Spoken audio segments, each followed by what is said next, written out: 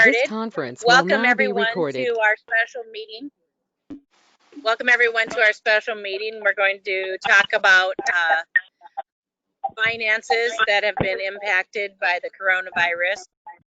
Linda, will you please do the roll call? Councilmember Freilich. Present. Hoskins. Present. Malcolm. Present. Gendrich. Councilmember Gendrich. He was here. Councilmember Brockert. Present. Brackett. Present. Gordon. Present. And is Gendrich on? I see him. I wonder if you didn't hear him either. He's muted and he's moving his head Hello? around. There he is. All right. All right, we'll count him. 7 present. Thank you, Cinda. Well, our main objective tonight is to hear from the department heads on their dilemmas or great ideas. Let's put it in the positive. They're great ideas for how we can address any kind of financial difficulties that we have as a city as a result of the coronavirus. So we do have a PowerPoint here. Greg, are you going to start it? Yes. Mayor, you can hear me okay? Yes. I gotta ask whoever's got their phone connected and their computer connected, turn your computer speakers down and just use the phone.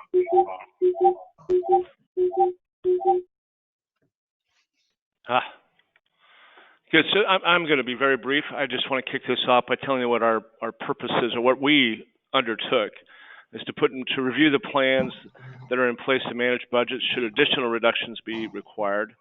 The department heads do have contingency plans that they work from. We're going to talk about, in some cases, 1, in some cases 1.35% reductions.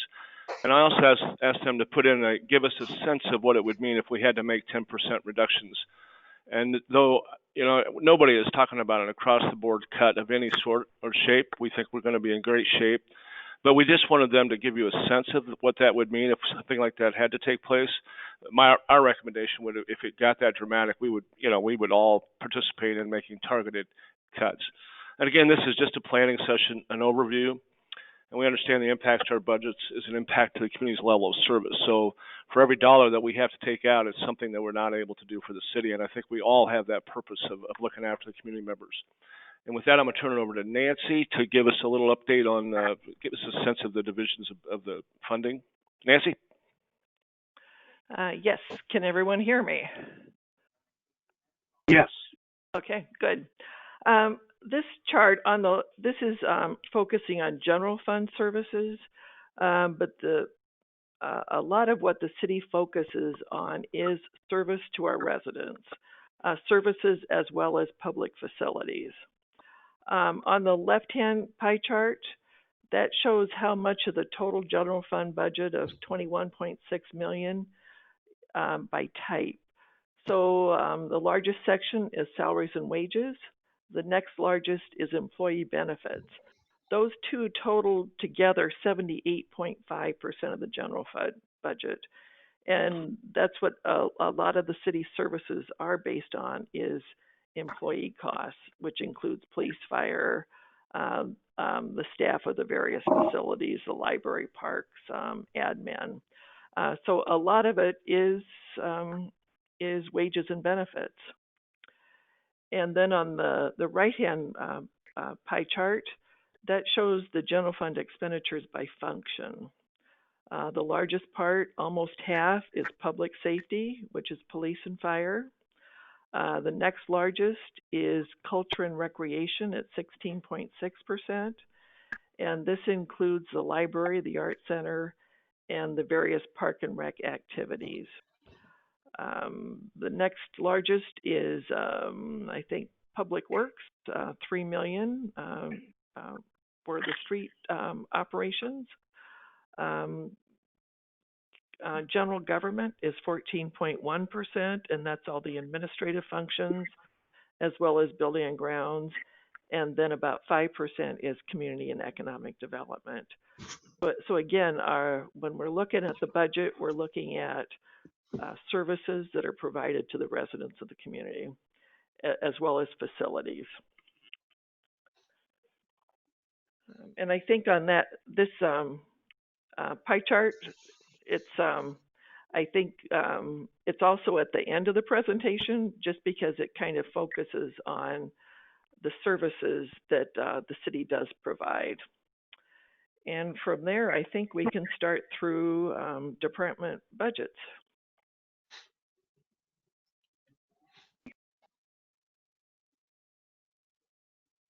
Thank you. Brian, are you up next? I guess so. I didn't realize I got to go first. I guess I got the short straw and nobody told me. Can you guys hear me okay? Yes, we can. Okay. So just listing out the services that are provided by Public Works.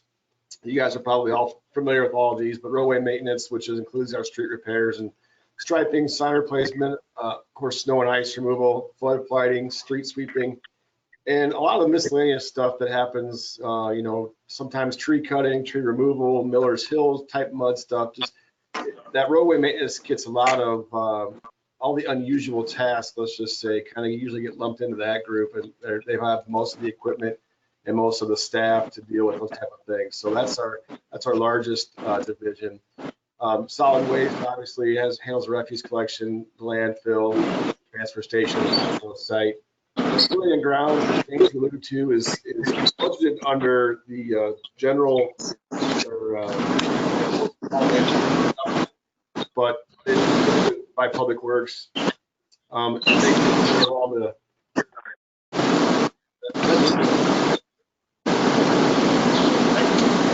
Mayor, can you help Mayor? The bid is kicked. Yeah, thank you. Okay. Can you hear me still? Okay. Am I good now? You're good now. Okay.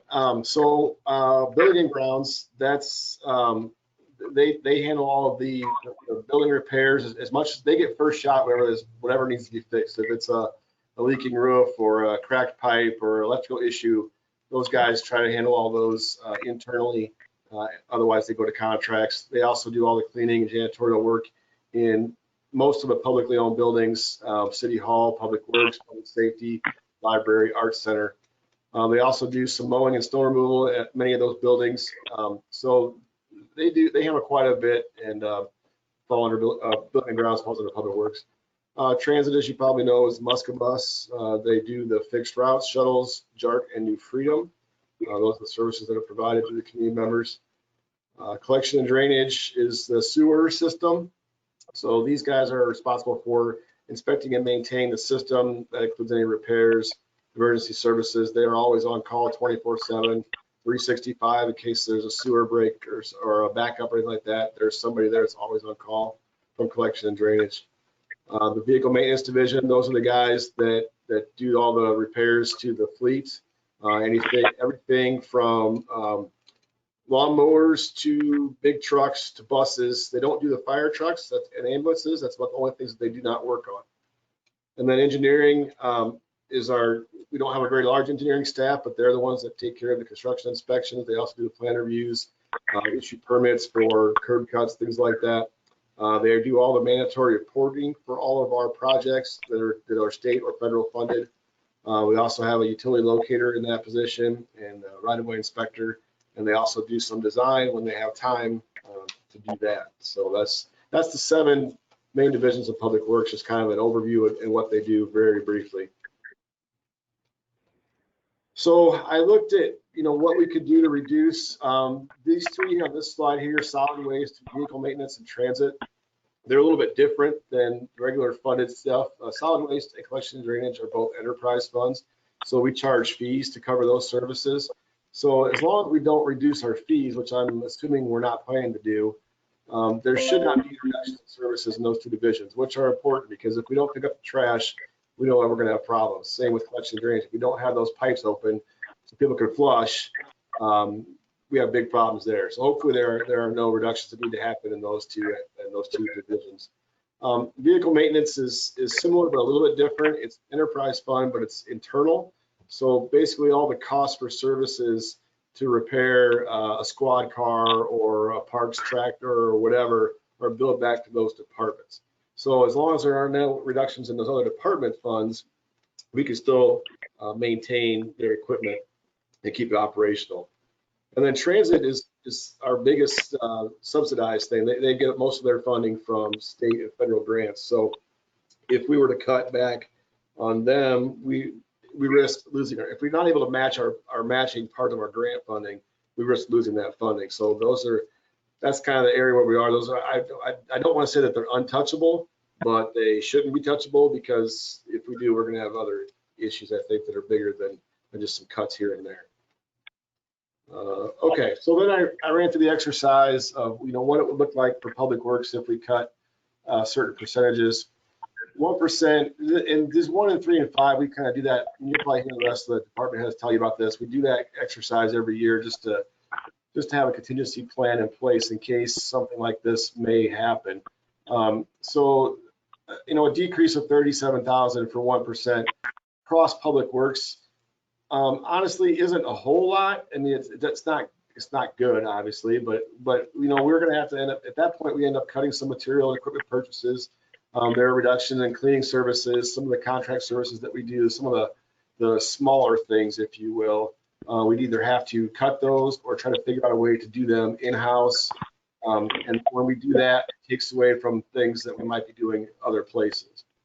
At 3%, you add a little bit more, we're going to have to either defer or cancel some of our equipment purchases. We'd be forced to cut some of our contract services. Or the payment analysis stuff. So the contract services at that level are like concrete work that we, some of the smaller patches that we contract out for, a sidewalk, maybe like a sidewalk cake, like one piece of sidewalk, or a small street patch where it's bigger than a pothole, but it's not big enough to do a whole street, or a driveway approach, things like that. We just did some sidewalk at the Clark House. That was internal, that would be an example of that type of stuff that is contracted out that city crews don't do. If we cut those out, we would have to figure out a way to do them with internal staff and do it that way, which isn't impossible, but it's not ideal because we take them away from obviously other things. 5% is similar. At 5%, we probably are forced to defund our contribution to Magic, which would be a big issue if we lose our ability to have that GIS system, which we pretty much use every day in every division. That's a big blow to us. Also, we're looking at that point at cutting our downtown snow removal contract. That doesn't mean we wouldn't plow downtown, but that's the contract that hauls all the snow out of the parking lots when we get it piled up. So if we weren't able to do that, that snow sits there long enough or longer until we can come pick up ourselves, which may be quite some time depending on how much snow we get. Also at 5%, we're looking at reducing our temporary staff that we bring on for leaf pickup and other things. If we need temps, we don't have a whole lot of temp now that we got rid of cleanup week, which is a good thing, but we still use temp staff to do leaf pickup in the fall, spring. And then at 10%, it gets real ugly, where we're basically freezing all of our purchases and things like that for our materials and equipment. And that gets to be a big deal because now we're talking about asphalt for patches. We're talking about salt for de-icing, the things that we have to do our operation. At 10%, we're unable to purchase that equipment. So we're either looking at cutting bodies to buy the equipment, or vice versa. If we cut the bodies, we're not able to apply the materials. So it's one of those catch-22 spots at 10%. So one more slide, Kevin. Okay, so just to kind of give you an overview of some of the things that would be cutting, if we were to have to take some massive reductions, like I said before, we're reducing materials, which is concrete, asphalt, or salt. Our concrete crushing, which is very important to us because we make our own material at a fraction of the price of buying quarry stone. So we're able to recycle and recrush our streets and then use it on our bases as a street base for like 8th Street on West Hill, the roundabout, 2nd Street, under the sidewalks, things like that. We're able to reuse that material at a fraction of the cost of buying new crushed stone. Building and grounds, we're looking at reductions in cleaning supplies and equipment, reduction in services, pest control. Those guys all have to maintain CEUs to keep their licensure. So we need to be able to pay for those guys to get that training. And then we're looking at reduction in building repairs, which is a reduction in level of services. Similarly with engineering, if we reduce that, we're reducing inspections and compliance monitoring. Those guys also have to have CEUs to keep their licensure adequate. And we reduce our equipment that we've planned to purchase this year. So one more, is there one more or not? Am I done? Okay, so as I mentioned before, and hopefully you guys are aware of this, but any major cuts, we start getting into where we're not buying the stuff that we need to do our work, or we're cutting the staff in order to buy the things. So the cuts that I've put forth, the 1, 3, and 5, and 10%, that's coming right out of our operating budgets. If we were able to do, you know, what Nancy had proposed, where we were able to cut the pavement management for a year or defer it, I think I prefer that. We can still get work done, but that allows us to keep our staff to purchase the equipment and materials that we've budgeted for and plan to use. Yes, it does put back our full depth patch project, our asphalt overlay, or our alley programs. However, some of that we may be able to do internally with the equipment that we have if we had the staff and we're able to keep the materials. Otherwise, if we just defer it and see where this thing ends up and balances out, we may be able to start it in April of 2021 calendar year and still get something done by June 30th of 2021. It's kind of how we did it this year. We finished up our full depth patch project from last year this April, and it worked out pretty well. So I guess what I'm asking is rather than cut right now, maybe we wait and see where we end up, and we still have the ability through deferment to get done what we want to get done. So I think that's my spiel for Public Works. If you have any questions now, and I'm not sure how that Q&A is designed to go. So. Well, Council, what are you thinking? I know we were trying to have everybody talk like no more than 5-10 minutes at the most, and we're probably pretty close on that. But Council, do you have any questions for Brian? I've got a question for Brian, but I don't know if it'd be better served to wait till the end. That's what I was wondering as well. Why don't we wait until the end for questions? Okay. Okay. So who's up next? Go ahead, Melanie. Okay. I'll go through the Muscatine Art Center's budget. Can you hear me all right? So yes, our we can. basic services are, of course, exhibitions. We do approximately 25 exhibitions per year. And it looks like that's going to remain true in 2020-21. We also are caring for approximately 19,000 objects in our collection. And so we're maintaining those objects. We're also lending those to other institutions, cataloging things, responding to donations or inquiries about potential donations. A lot of folks are familiar with our programs. Of course, we have classes for adults, kids, school groups, events, guided tours, school outreach. And so right now we're also kind of working our way through presenting content online, as well as figuring out what in-person classes will look like.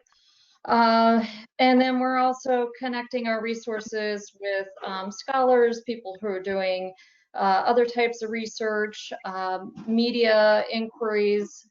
There's always, publications, and on top of that, we are always actively looking for grants, and we're very active in applying for grants and trying to fund a variety of projects.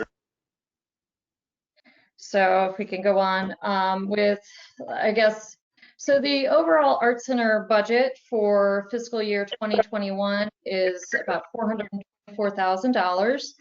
I'll just take this moment to pause and remind everybody that we actively work on a portion of our providing income for offsetting the cost of staffing. So we have our nonprofit Friends organization and the support, the Muscatine Arts Center Support Foundation, which those two organizations pay into the city to help cover some of our staffing. We also receive a grant through the Department of Cultural Affairs that helps to offset some of our staffing. So that being said, we're already working on managing kind of 15% of our budget coming through these other sources. Now, once you take out our staff wages and benefits and fine arts insurance, there's about $26,000 that's in our operating budget. And that's everything from paying the telephone bill, printing expenses, minor building repairs, class supplies. We also have contract instructors who supplement what our program coordinator offers, professional development. So we don't have to go very far before we can no longer cut those types of things and we start talking about staff cuts. We do have a... Melanie, can I interrupt you for a second? Sure. Did we miss a slide? Yeah, he is kind of bouncing around here. I think he needs to go back a couple slides there. Okay, so let's stay right there. Okay. So we've got the new copier that's budgeted at about $4,300, and we can delay that, although ours is currently on kind of its last leg, but we'll figure that out. So it doesn't take long before we start talking staff reductions. There's a few things we can do to kind of pivot. So our program coordinator, for example, I've already asked her if she would be willing to work, say, Tuesdays through Saturdays to help offset, bringing in other part-time people to work on the weekends. And I've started talking with other employees about, could they do Sunday through Thursday hours so that we're reducing what's there for the part-time weekend hours and we're keeping our core people. Now is not the time for us to start, making changes to our facility technician hours with all the additional cleaning and stuff that's going on, sanitizing efforts. So then you're down to, the 4 of us that are full-time and the couple of people who work weekends and evenings. So another option after we, if we work on shifting our part-time people or our full-time people to also covering weekend hours, which would stretch us, we can eliminate Sunday hours, and that would save about $3,000 to do that for the year. So we can make our way through, depending on whether it's a 1 to 5% cut, doing some combination of that. I also am proposing that we can look into some additional grant funding to help get us through. A lot of those opportunities have kind of come and gone to some extent. The National Endowment for the Arts and National Endowment for Humanities, they have provided funding for the state of Iowa to distribute. Well, that deadline was May 1st. So we did apply, but we could only apply for, losses to date. So there's not really much available to us through that. So those funds have already gone elsewhere. So with, if we can go on to the next slide here on the major cuts. So our major cut, if we were to take the 10% that doesn't not include the 15% that the Muscatine Arts Center that we're already trying to secure into our budget, that's $36,210. So even if we did everything on the previous slide, we would still need to cut another $16,000. So at that point, we're talking about full-time staff having to take unpaid leave. And if you were to take, my position, for example, that would be me being on 1 day per week of unpaid leave. I'm not trying to be dramatic, but that's kind of where we are as far as where we're limitations with just the number of staff in the building. I think, you know, we can look at what it would take for other staff members to also take a period of unpaid leave, but 10% would be really, really hurtful for us. Also in 2020-21, we are in the process of going through reaccreditation with the American Alliance of Museums. And there are some additional kind of a lot of extra hoops to jump through. There's some additional work that gets done with the board level. And then in 2021, we have several large exhibitions, including one that's really kind of unprecedented for us. So we need to lay those foundations this year so that we can segue, you know, we can actually deliver those in sort of summer, fall of 2021. So 10% would really be difficult for us to manage. Thank you, Melanie. Looks like we have Chief Talkington next. Go How's ahead. everybody doing today? Very good, thanks. Can you hear me okay? Yes, we can. Okay, sorry. Yeah, with the Muscatine Police Department, obviously, these are some of the services that we provide, you know, enforcement of city and state ordinances, do many criminal investigations, maintain order, crime prevention and community safety, and community policing and community interaction. Obviously, working to create stronger relationships with our citizens. Those are just a few of the services provided. When we look at some of our potential reductions, at the 1%, we could get through with that. Again, we've worked through the 1 through 5 for quite a few years now, and obviously, what we would do is we'd cut some of our line items out of our commodities and contractual accounts to make up that $51,000. I don't think I need to break it down into what those are because there's quite a few of them, but we can do it at that level at 1%. At the 3% level, obviously we're looking at $154,000. And what we're looking to do, you know, initially at the budget session, we had talked about looking at 5 patrol Chevy Tahoes, and we'd cut it down to 3. So at this point, we would forego the 3 if we had to and cut the $150,000. Or we don't backfill a retiring lieutenant that's retiring early in July and just not fill that position or defer that position until we take a look at what's going on maybe 6 months down the road. And we'd also cut one of the patrol Chevy Tahoes as well. Obviously, the intent of my thing is to try to keep as many people as possible and not, you know, cut staff. So that's kind of the direction I was heading on that. At the 5% level, which is $256,000. Again, we'd have to cut the purchase of 3 of those Chevy Tahoes. And also keep in mind, you know, that's also going to put a strain, I would assume, on our maintenance costs if we keep deferring back and cutting down on buying those patrol vehicles. We also would not backfill that retiring lieutenant position. Or the other option would be to lay off 2 police officers and defer not backfilling that retirement officer next month. So, and then we would also, all these include that 51% and that 1%. So the numbers don't add up. I'm actually putting that 1% into the 3, 5, and 10 as well, if that makes sense. In the 10% decrease, we wouldn't have a choice. We would have to cut personnel as well as cutting 3 of the Chevy Tahoes. We have to lay off 3 officers and not backfill that lieutenant position. Obviously, that's worst case scenario at that point, and there's no way we could avoid laying people off. Some of the potential impacts of that 10%. At this point, we're on 10-hour shifts. Actually, on day shift, we're on 8s because we're training 4 people right now. So what we would have to do is we'd have to revert back to 8-hour shifts on all shifts. We do have a minimum manpower that is required right now.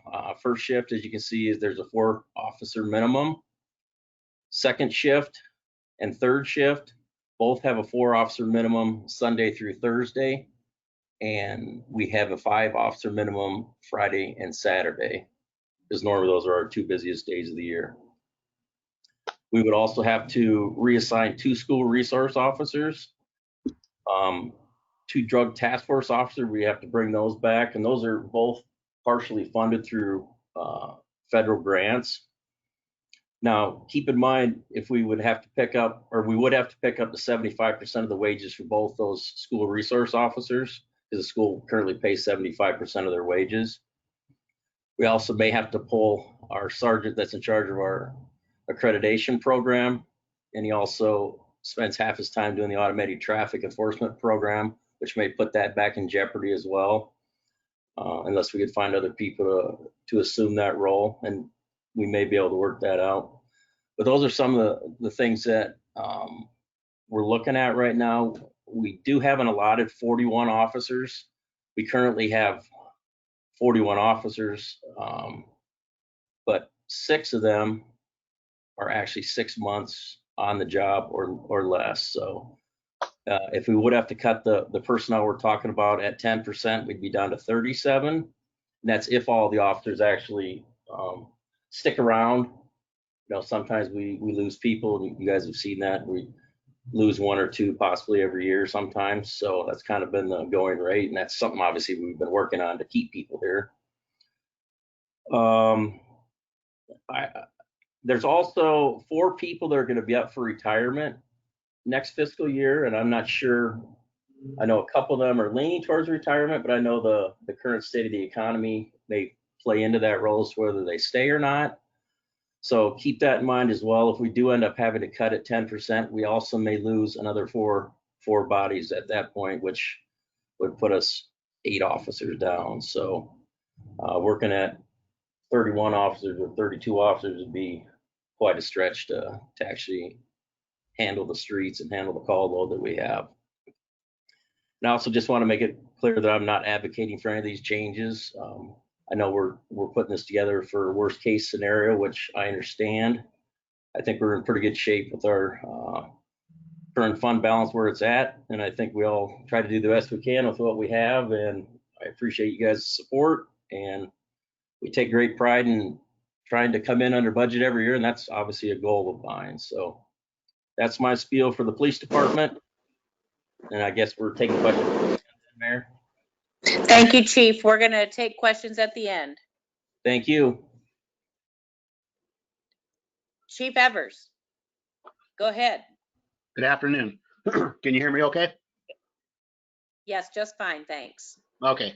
Go over the services provided. Of course, we do fire protection, not only in the city, but we have auto aid agreements with Fruitland also. So there's 2 types of auto aid agreements. There's auto aid or there's mutual aid, and the difference is that auto aid means that you get dispatched at the same time through Muscom, through the dispatching agency. So give you an example, if there's a structure fire, the tones would go off at Fruitland Fire just like they would go off at Muscatine. So we both respond at the same time, giving us additional personnel.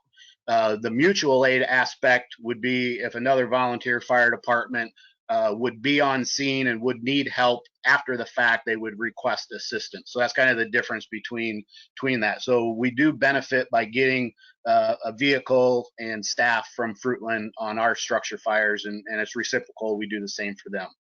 Of course, we do the ambulance service. We're coming up on 20 years now, July 1st. Advanced life support. We do the critical care transports also. And the big piece, or at least the majority of the revenue, comes from our interfacility ambulance transports. And that's from our local hospital to another hospital for services that are not provided here in Muscatine. We also are an Iowa hazmat team, and we have contracts for 5 counties in southeast Iowa. We also provide confined space for local businesses because it's pretty expensive for them to try to do everything and meet all the requirements from OSHA. So we have contracts with local businesses and corporations, and we are their designated confined space team. We also do all forms of specialty rescue, from auto extrication using the jaws of life to like high angle rescue, like the one where we gave an award a while back for doing a high angle rescue south of Muscatine, and then different types of rope rescues, trench water rescues. We do a lot of water rescues on the Mississippi. And then our fire inspections and code enforcement. And then the last one is public education, the fire prevention, and the community outreach that we do. Pretty much all of these except for two are tied into revenue. Next slide, please.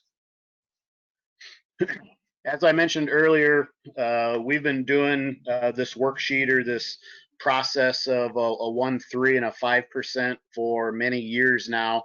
And 1%, kind of like what Brett mentioned earlier, we can come up with a 1% decrease that would be painful by doing reductions from personnel services accounts or commodities and contractual service accounts.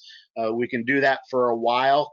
But we would not be able to sustain that for a long period of time. And for this purpose, I'm including both the fire operations and ambulance operations into these numbers. But remember, the fire is under the general fund, the ambulance is under the enterprise fund, but it gets a little tricky because there's a lot of money that gets transferred from ambulance to fire for the wages and benefits of personnel, because personnel aren't charged to the ambulance.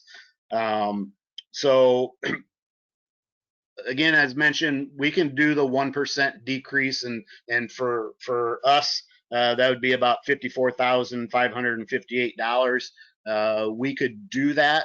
Once you get into the 3 and 5%, we're touching people. Our budgets are so lean. There's no way that we can come up with these dollar amounts to make these cuts. So if you look at like a 3%, that's 163, almost 164,000.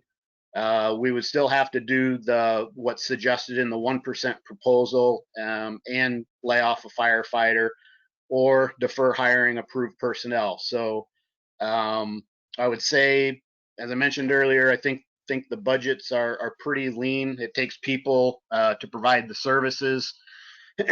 And what's the original recommendation by finance to council was to defer hiring the 3 new firefighters on July 1st. And so right there's a cost savings of $234,400 that is currently being proposed. So that would meet the definition of hitting that 3%. Next slide, please. 5%, that is a total of $272,790. And that would be deferred hiring the 3 new firefighter positions. For the 234, we would also have to defer all capital outlay purchases and fire operations. So that would be everything that was in capital that totals the $18,200. When we look in the ambulance budget, there was only 2 items in there for capital, and that was the computers and the ambulance. We would have to leave the ambulance in, but we would defer the computers, and then we would have to defer the maintenance and repairs on a frontline engine that's in operations, in fire operations, under the operations line item for $13,000, and that would get us pretty darn close to the $272,790. We've never had to go through a process so extreme as a 10% decrease, because that's pretty drastic. The Form 12, and mentioned earlier, the exercise to prioritize the 1, 3, and 5 reductions if necessary. Again, we've never worked through this. I would say, I would think that since we would be looking at over $500,000, I think it would be prudent if City Council would give some form of direction of what type of priority of our current core services that we provide to the community. It could be, do you want us to provide ambulance service? Okay, if you want us to provide ambulance service, how do we make these cuts when it takes people to do what we do? Maybe it's some of the other programs that we provide, but those are contracted services, and again, most of those have revenue attached to them. So if you think that you're saving on the expenses, then we're losing on the revenue. So I think this would be pretty important for us to get some kind of direction from council for what you want this fire department to look like. I mean, we could come up with something, but it may not be what you want, or it may not be what the citizens want. So even like the interfacility transports from the hospital to hospital, that's the biggest strain on our organization, but it's also the most revenue that's attached to the $1.8 million that we get in ambulance revenue.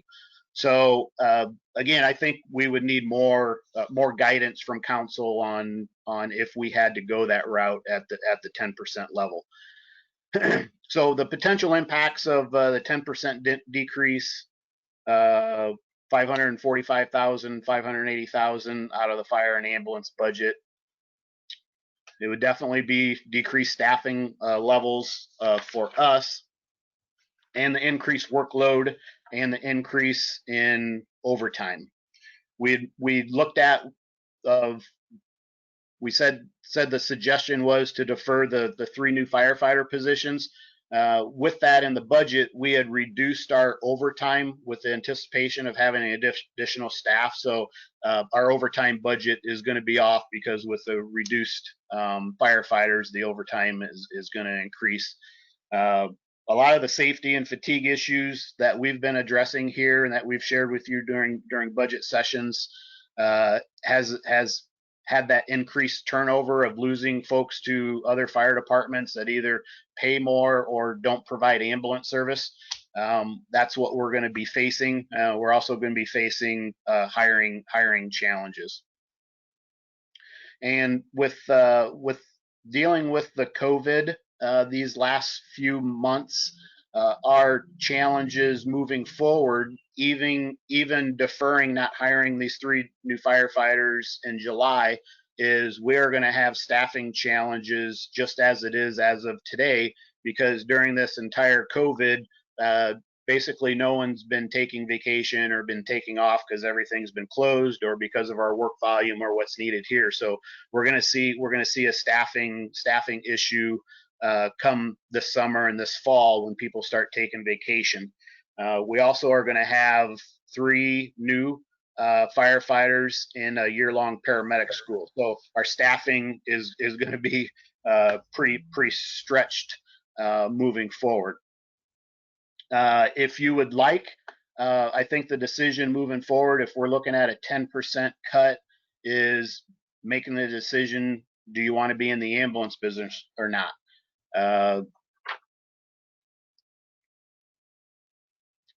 And then the not meeting the demands of the interfacility transports. We have worked with the hospital over the years.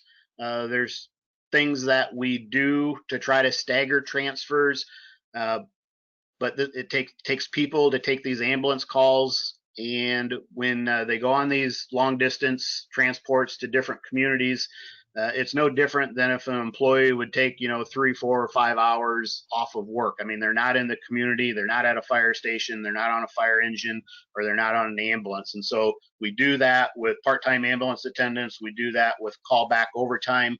But if the only thing to reach 10% is through staffing or bodies, then we need to make sure that we have staff in order to handle the ambulance calls and handle the interfacility transports.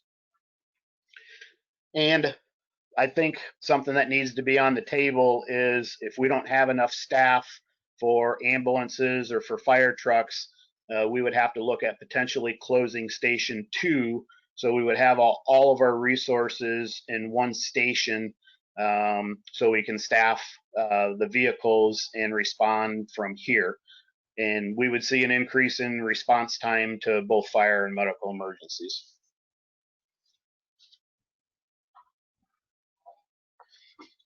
Not having staff or resources to provide the hazmat services or the permit required confined space services, we would have to look at those contracts to see if we're able to meet the obligations of those.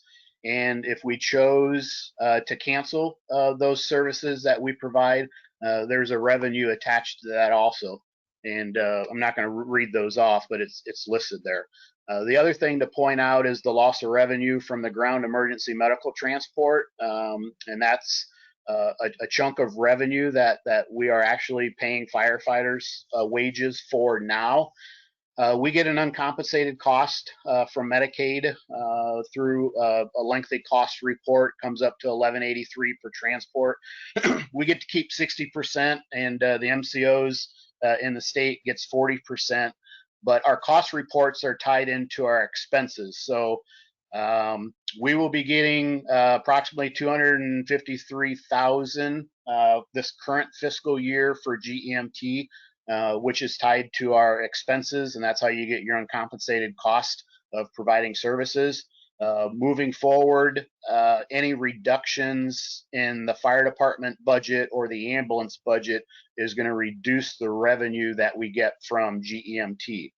And if we would not be in the ambulance business, then you would not get any GEMT, because you have to be an ambulance service provider in order to get GEMT.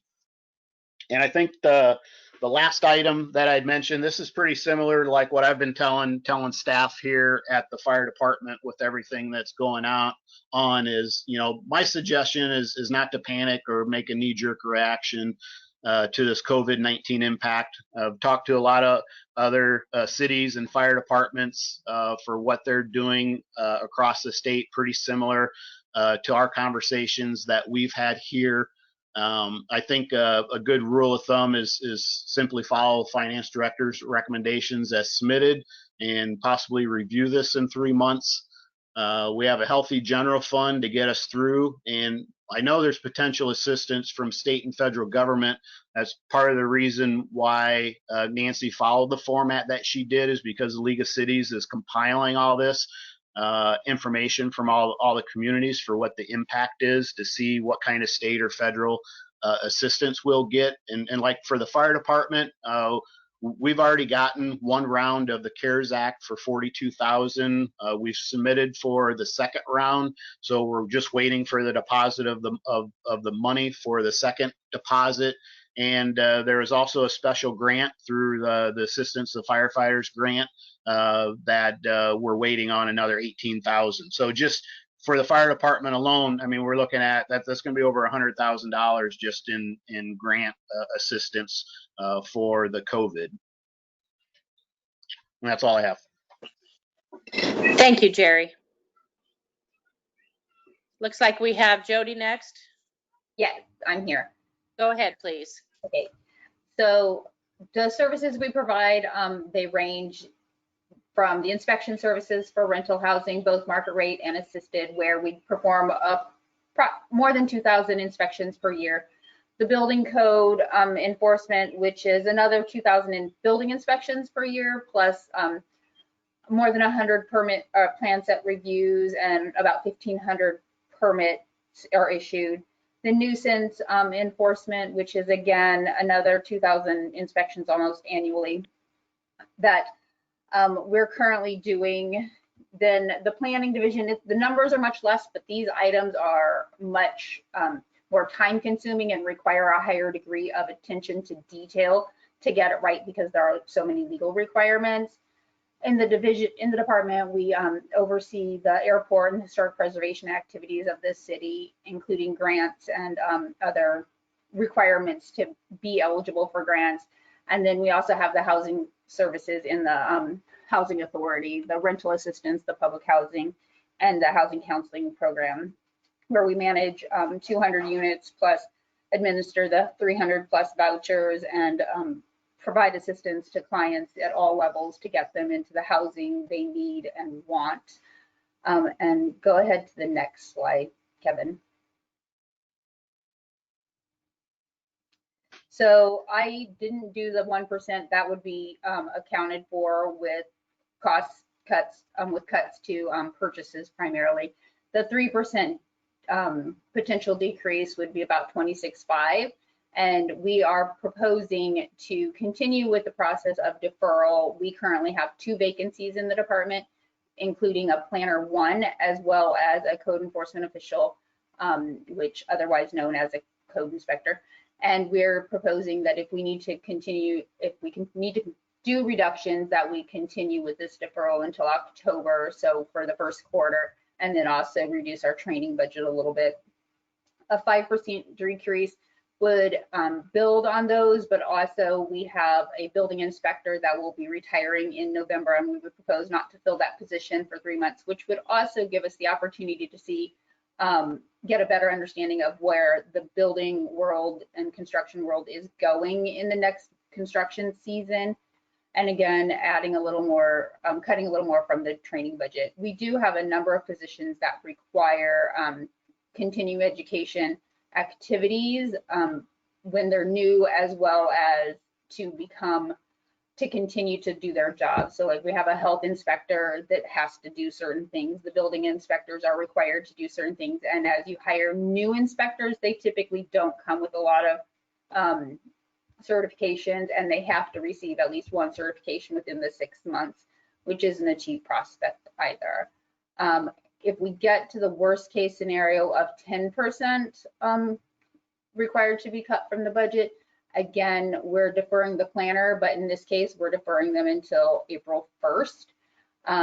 The code enforcement official, we would push out an extra month. That would allow us to have them before we hit, we'd get through the rush we're about to have with the housing inspections. Right now we're on deferral. We're not doing any housing inspections of occupied units as we have a waiver through HUD. We're following that same process due to the COVID risk, where no inspections of occupied units need to be done until July 31st or through July 31st, but they have to be made up by October 31st. So that will be a busy time of year, probably not ideal for adding in a layer of training a new staff person. So we would propose deferring that again until November, when they would have some time to get on board with some nuisance inspections and doing that process.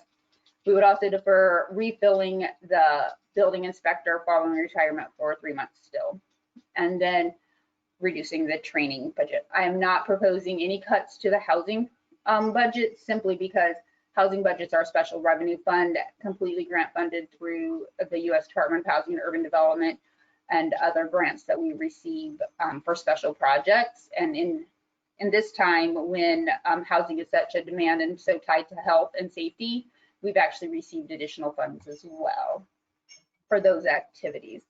The impacts, I mean, they're pretty obvious. If you start holding out on staff, you know, we put off holding or filling our 2 vacant positions because of the COVID crisis hit, and we needed to know what would happen, which was a smart financial move as well. However, you continue those things, and as business starts to pick up, we will start to see things have to get prioritized. We'll be more reactive. We won't be able to work with customers on a when they come in and ask for just a look, you know, help me walk through this. We won't have the time to do that.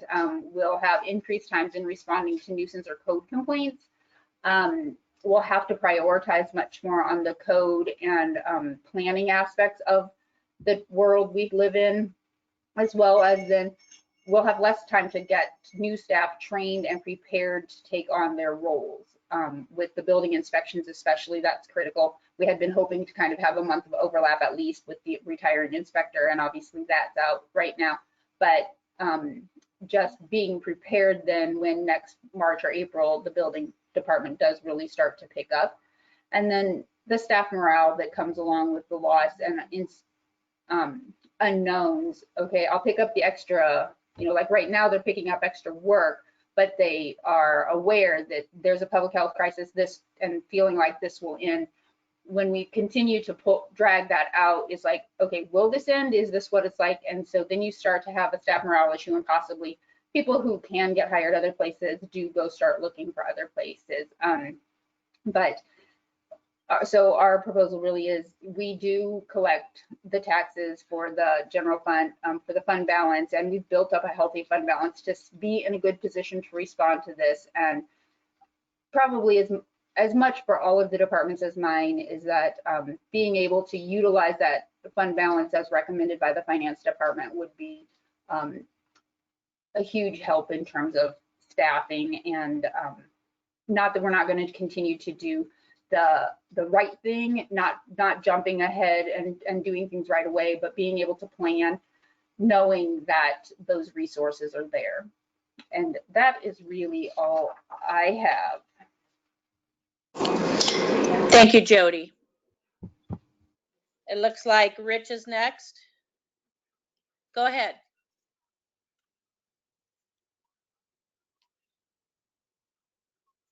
Can you hear us, Rich? All right, can you hear me now? Yes, we can. Go ahead. I was just practicing talking to the Verizon commercial, just so we know, okay? There you go. Thought you guys need a little laugh there after this long. Sorry about that. The Parks and Recreation Department is responsible for providing leisure time activities, maintaining green spaces and facilities for the citizens of Muscatine. There's 21 parks and recreation areas, 582 acres. That includes parks, golf, soccer complex, riverfront, Kittenstein Park, cemetery, and trails. In the name also is recreation. We facilitate community leisure time programs. There's 67 recreation programs that take place. The Adopt a Park program has 29 groups actively participating. We collaborate with 170 special interest groups. There's about 600 park shelter, Riverview Center, Pearl City Station rentals in a year. And we help groups put on about 130 to 150 special events each year. We also support other city services, such as other departments with infrastructure maintenance. That'd be art center grounds, right-of-way mowing, alley and road median maintenance, abandoned property maintenance, which right now we're at any time between 16 and 25 properties at any given time that we're helping maintain. And again, those are abandoned properties. Airport weed control, select city parking lot weed and snow removal, library select snow removal on certain sidewalks, street tree maintenance, and the police driving range. So the Parks and Rec system does more than just parks and recreation. We're kind of a catch-all for other groups and activities that need our assistance. And that includes other government agencies from the school district to the county to other places out there. Kevin, if you go to the next slide, please. All right, we started at 3% with our potential reductions. The impact at 3% would be $59,607. Limitations would be applied to maintenance practices, and service delivery areas will be adjusted. What's that mean? That means reductions in personal services, that's seasonal staff. Commodities, that'd be the ability to buy materials and items to help clean, maintain. Contractual services, that would be areas where we have to buy outside agency or outside vendor support. We would have to modify some of our services. And the unique thing about the Park and Rec system is when we look at a $59,607 impact at 3% or the 5% number or the 10% number, we have the ability within the Park and Rec system to also raise fees to create programs that will generate revenue. And so we can combine expense reduction with revenue generation, depending on what our goal is and what our target is to accomplish. The 5% reduction would be $99,345. Again, additional limitations applied to maintenance practices in service delivery areas. Reductions at 3% would be carried forward to the 5%. We would have additional reductions to personnel services, commodities, and contractual services, additional modifications to services, and additional fee increases for services. We did not put a specific dollar amount on any of these impact items because it's very difficult to do. If we were to have an impact of reductions like this, we would like the ability to go to our Park and Recreation Advisory Commission and be very transparent and vet the process out with them to help guide us, and then come back to council as to what the priority list would be for those reductions at 3 and 5%. That's a big deal because we don't want to always give all the attention from maintenance practice and administrative staff to the squeakiest wheel. We also want to identify the entire community in the Park and Rec needs of that. And that means not just programs and services that generate the most money, but sometimes programs and services that generate the biggest need in the community at that time. For example, with COVID-19, we know that some citizens' ability to pay is limited. So therefore, we're trying to apply a lot of our efforts to activities and services like playgrounds, like trails, to make them amazing for the citizens so they're willing and wanting to use those resources. Going on to the next slide, please. Major cuts, $198,690. The impact, services to citizens will be modified and in some cases eliminated. Parks and open green spaces will begin to deteriorate aesthetically and infrastructurally. Approved capital purchases will be deferred or eliminated.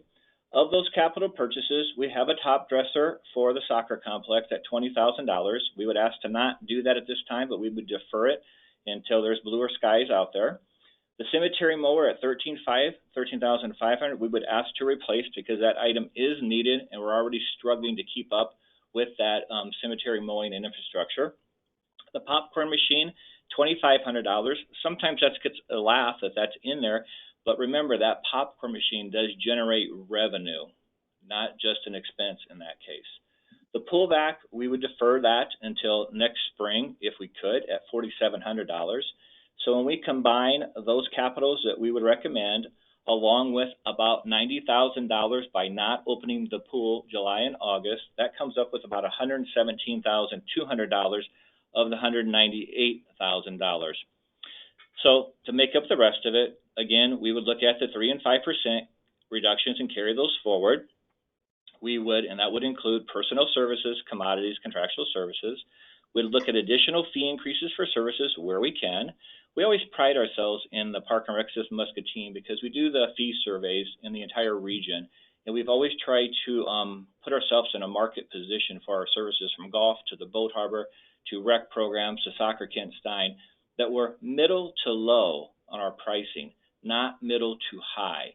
And because we're doing that nationally, Park and Rec systems generate about 24-25% revenue to expenditure. Depending on the year, depending on the situation, we're usually at about 40 to 50% revenue to expenditure. Not every year, but usually we're way ahead of the bar on the National Recreation and Park surveys that are done out there. So 10% cuts, that would include planting beds and hanging flower basket programs would be eliminated. The ability to assist other departments would be eliminated. So those reductions, again, would be decreased seasonal staff. In some cases, we may need to decrease full-time staff. We would modify and try not to eliminate services. We would look at fee increases. Capital items deferred or eliminated. We would shorten facility seasons to peak times of the year. For example, Kent Stein soccer, not as busy early in the year and late in the year. Maybe we reduce those seasons by a week, 2 weeks to alleviate some of the maintenance costs of those diamond preps or those field preps. Not a lot of revenue comes in early and late season, so we wouldn't affect the total bottom line as dramatically. Again, we would want to work through the Park and Rec Advisory Commission if these things happened. So the impact. Programs and services will be different. We would eliminate or reduce some of the planting beds. The road, reduce road median maintenance. The 4,000 additional plants put on Mississippi Drive, we would struggle mightily to maintain those in the condition they are right now. The difficulty we have in coming up, let's just say you gave me July 1st, we want to cut $198,000 out of the Park and Rec system. It's difficult to find that dollar because a lot of our programs, especially maintenance activities, we're already right in the middle of the hanging basket program, of the planting bed maintenance. So the time of the year you came to me and said that you wanted reductions would matter as to what we reduced and how. If I had a full-time person that left, took a different job, then I would not fill that position and I would look at, through attrition, look at different ways to make it work instead of immediately replacing that position. And that would be the flexibility we would have. Again, the goal here is not to eliminate services, but to modify services so at least there is available services to the citizens. And that is the presentation for Parks and Rec. Thank you. Thank you. We have Pam next. Are you ready? I'm ready. Can you hear me? Yes, we can. Go ahead, Can please. you hear me? Yes, we can. Go ahead, Okay. please. Thank you, Diana. Services provided are material lending, computer and Wi-Fi usage, early literacy, community gathering and meeting space, children and adult programming, and one that I didn't include because what we spend on it is much less, but our local history work. So if you want to flip, okay. I'm really going to start at 5%. At 3%, we would be cutting materials, and we also would be cutting about $20,000 in our children's staff. All of those people work mostly less than 10 hours per week. And I think that we could handle that fairly well. They're not permanent part-time people, so they would not, it's not a job that is needed so much as something they enjoy doing. So at 5%, our reductions would include about $15,200 in material and about $44,600. 30 hours of that would be people under 10 hours a week, as I mentioned, from our children's department. And then we would also be cutting 28 hours of CERC staff per week. And at a 10% cut, we would be adding a total of 55,000. Well, we would have a total of 55,200 that would come from our material budget. About 8%, I'm sorry, I can't read this, $8,000 from programming, and about 53,300 from personnel. So at that point, we would be cutting an additional 10% more of our CERC staff. And do you want to switch the slide? The major cuts at 10% would include eliminating Friday nights. We would close at 5 p.m. Sundays, we would not be open at all. And we would close Monday through Thursday at 8 p.m. instead of 9 p.m. I want to stress that all of these are our least used hours. So it sounds like a lot, it is a lot of hours when you look at the time, but the impact on the community, I don't think is as much as you might expect. Again, we would eliminate children's staff under 20 hours per week, and then a total of 38 hours per week at the clerk or library technician level. That 38 hours a week would be, all of those people are 20 hours per week permanent part-time staff. So those would be some hefty reductions there. We would also reduce our material budget from, and I don't know where these numbers came in. I'm sorry, I sent it to Greg again and I didn't prove this, but we would be reducing our material budget at that point by $55,200. And I don't know if Nancy's still there, but I believe our material budget right now is somewhere around $160,000, but I'm not absolutely positive. We would probably empty the computer rollover account perhaps in the first year, and then it's unlikely we would be able to roll over any money into that account at the end of the year. We are extremely computerized at this point, and for years we've been able to fund all of our computers and our replacements and repair parts and all of that out of that budget. That would be a very hefty hit for us. We would also be reducing public programs.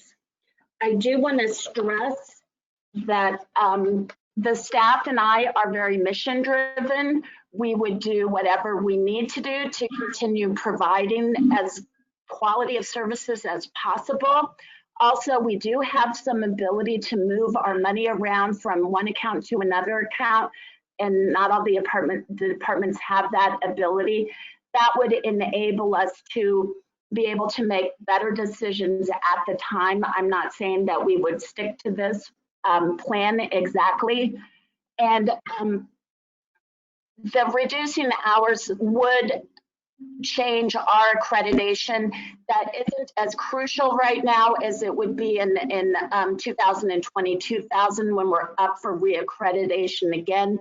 But if the state does have any money to give libraries, it would reduce our funding immediately from them. We only get about 26,000 a year from them, but to us that's substantial. And I think it's very difficult for us to determine exactly what would be the best way for us to work because we don't know what's going to happen with the COVID virus. So, you know, we might be open to our normal hours by the time this budget starts. We think we're going to move into level 3 towards the end of June and be open slightly more hours and allow more people in the building. But we just don't know what will happen if the virus is more rampant again. The impact would not be as serious for us because we're not like buildings and grounds, and we're not like, you know, those areas where no matter what's going on with the virus, they're still having to provide all the same services. So that's where we are. This is Nancy. That materials budget, there's an extra zero in the middle. It's 127,300. Is library materials? Yes. Okay. Thank you. So thank you, Pam. Impact. Yeah, no problem. Thank you. Who's next? John. Hi, everybody. Can you hear Are you me there, okay? John? Yes, I can. Go ahead, please. Can you hear me? Yes. This is the water pollution control plant, which we are still called in the official code. Of course, we're the water. Kevin, the last slide was the water resource recovery facility, the Muscatine Organic Recycling Center, and the stormwater department are the departments that we're going for. Go to the next slide. So we do pumping and treatment of 5.5 million gallons of water a day, sewage water a day. That's typically what we do. We can do as little as 2 million up to 17 million gallons a day. Our costs generally don't change for that, except for a little bit of electricity. But our staff has to be there no matter how much or how little we get at the treatment facility. So there is always a constant there. No matter what we do, we can't just pull people in and out of that department. We also process what we're looking at about 50 tons a day of food waste in the new Muscatine Organics Recycling Center, which is exciting, except that it is completely revenue generated from tipping fees. And as of right now, since it's so new, in the first month we are operating, we are actually 100% revenue generation from outside of the city. So this is other industry and places from outside the city that generate that. And it's a revenue positive facility. So that's the good news there. There really wouldn't be any problem with that. And then the stormwater department is mostly maintenance and education of some of the best maintenance practices that we have going around the city. So, the next slide.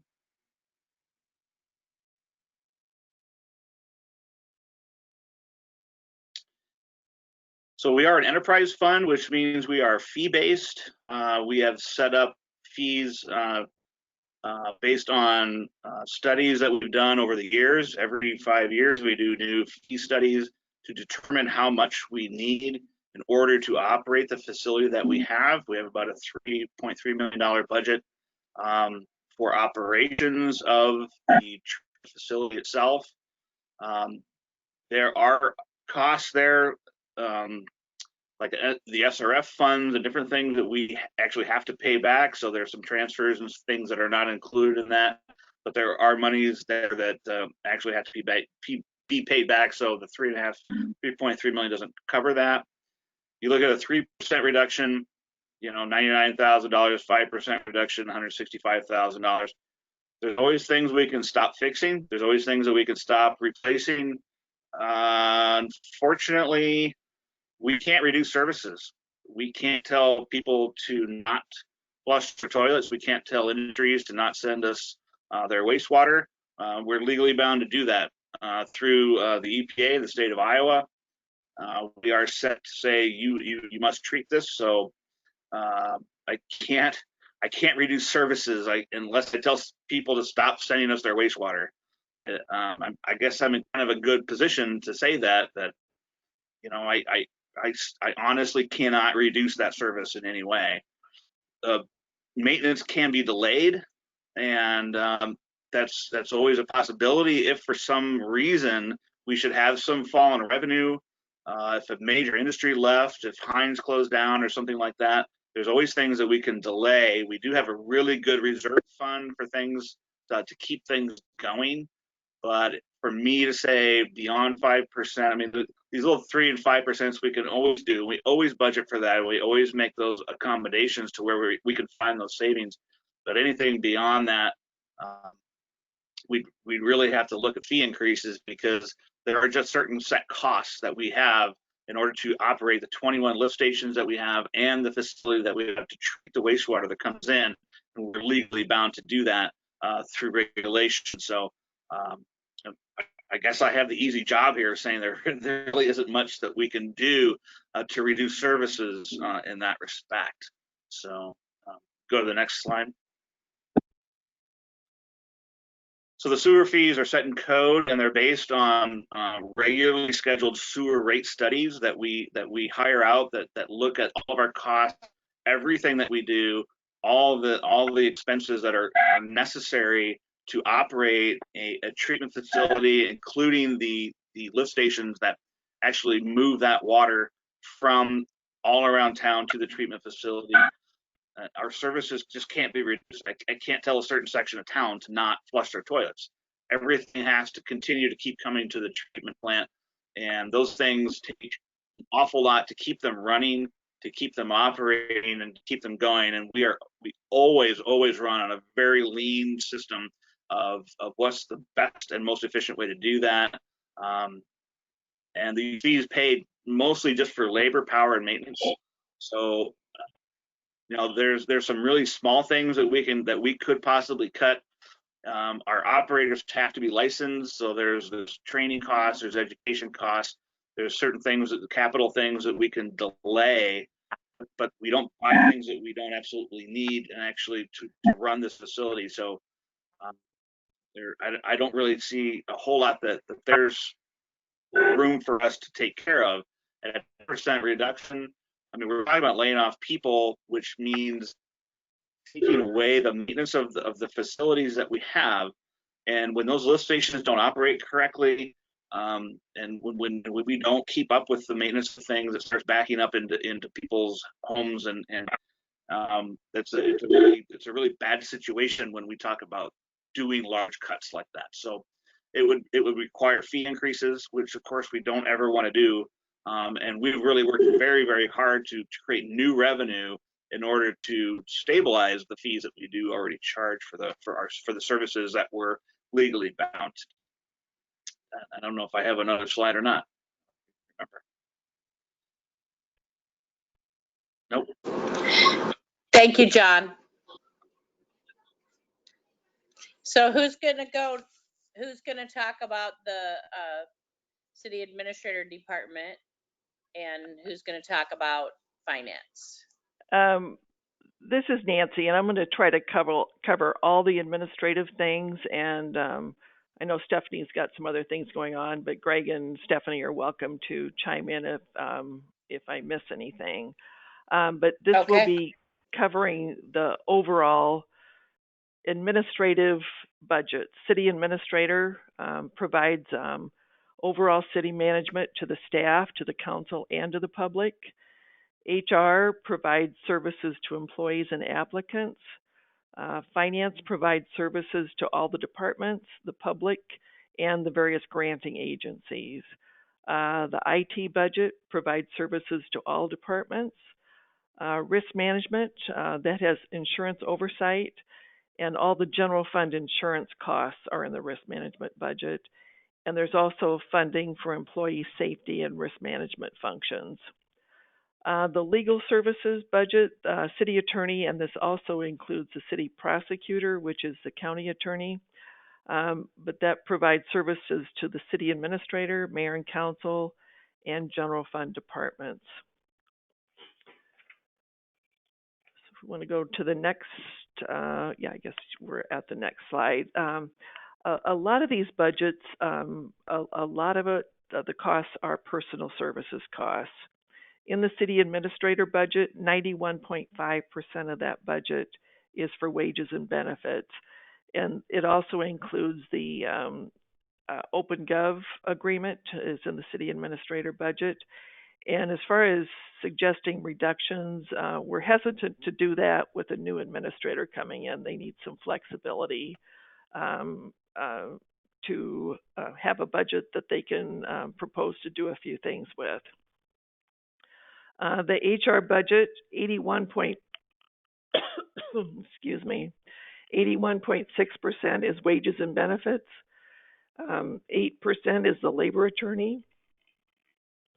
4% is for citywide training, 2% for consultant services.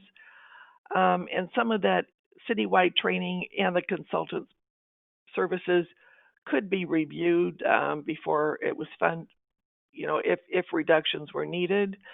But the legal services in the HR area, and this is for any employee-related issues, that can actually be either more or less than what we've allowed in the budget. And then we are proposing that the HR generalist, the new position that was added for the FY21 budget, that it be deferred. In finance, 84.5% of the budget is wages and benefits, and an additional 13% is for mandated or fixed costs, and that includes the citywide financial software annual maintenance fee, our financial consultant, PFM, for their annual services, the legal notices, all the minutes and bills that are published in the journal, that's funded from this budget. Citywide postage, the City Hall copier leases, and we have some required actuarial studies to meet generally accepted accounting principles for governments. There would be, in our Form 12, we do identify some minor reductions in miscellaneous supplies and training if it was found that reductions would be needed. The next slide, we start the IT budget. 56.7% is for personal services, wages and benefits for our very small 2-person IT staff. We just added this fiscal year the staff augmentation services from Windsor Consulting, and that's 8.7% of the budget. And this budget also includes a lot of citywide costs for IT. 13.5% of the budget is citywide antivirus and other software. 3.9% is citywide internet service, and 12.9% is for the annual allocation to the computer replacement fund. In that budget, if necessary, we could consider making a one-time reduction to the $50,000 for the computer replacement fund. That's not ideal, but if we needed to make a reduction, that could be considered without a direct reduction in services. In the risk management budget, 10.9% is wages and benefits, and that's for the 25% allocation of the HR manager. 83.5% is for insurance costs and also allowances for deductibles. 1.4% is for drug testing services, and then about 1% is for employee safety incentive program, and 2.2% for citywide safety supplies. If necessary, we could consider reductions to the employee safety incentive program and some reduction to the safety supplies. In the legal services budget, it includes $40,000 for the city prosecutor services from the county attorney, and that's probably a very good arrangement we have now. The rest of it is for the city attorney. And some of the city attorney's charges, if it's for enterprise funds, their time is charged directly to the enterprise funds, or if it's related to a capital project, it's charged to those capital projects. So this budget only includes an estimate of the general fund legal services, and that really can vary from year to year based on the issues that arise. For the current fiscal year, FY 19-20, it does look like we're going to come in well under the budget and the amended budget in the legal services budget. Major cuts, and I did kind of look at these in total. These 6 budgets total about $2.2 million. Of that amount, $1.4 million, 65.8% is for wage and benefit costs. $264,700, 12.1% is for insurance costs. And the insurance costs are funded from the tort liability tax levy. So we have levied taxes specifically for insurance costs. And the significant portion of the remainder of the costs are for mandated or required costs, the legal publications, citywide financial software, citywide postage, city hall copier leases, the citywide IT, antivirus, and internet and other costs. So a lot of those are really things that are for the whole city. And that's what this next bullet point basically says. Of these 6 budgets, some of the costs are actually allocated to enterprise and other funds, including the housing and TIF funds. We have the general admin fees, which total $410,800. IT admin fees, $41,000. The communication manager, when that position was added, 5/6 of that position's cost are allocated to other funds, including enterprise and TIF funds. We do staff time for economic development, and in these 2 budgets, it's the city administrator and finance director.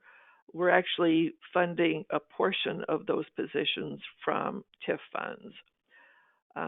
Those TIF funds also fund a portion of the planner, the public works director, community development director. And I think that's all of them, but it is a way so that if budget reductions are needed, that economic development efforts don't suffer because of that.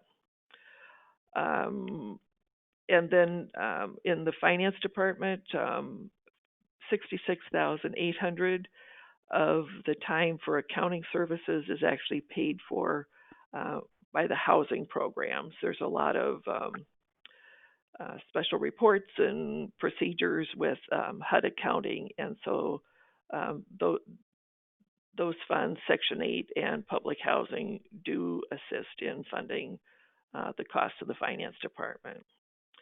So to consider a 10% reduction, I actually excluded the insurance costs, which we're required to have, and the costs funded from other departments, and that would leave about $1,257,000. And of that amount, 10% would be $125,000. The potential savings I've identified, $73,700 from deferring the new HR generalist position. And I've noted that if necessary, we could reduce that computer replacement annual transfer probably for FY21 only.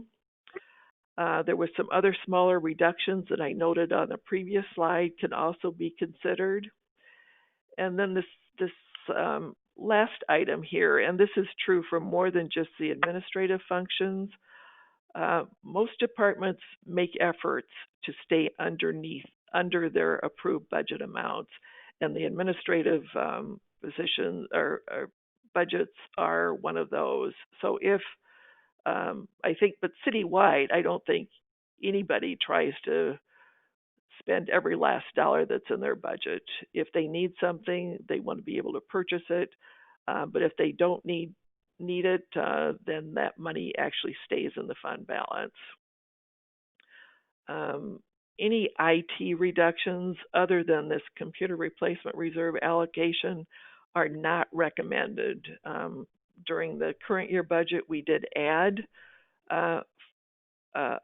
funding for the security enhancements to prevent, in an effort to prevent any future ransomware or other type of situations like we had a year ago. Staff reductions in this area are also not recommended.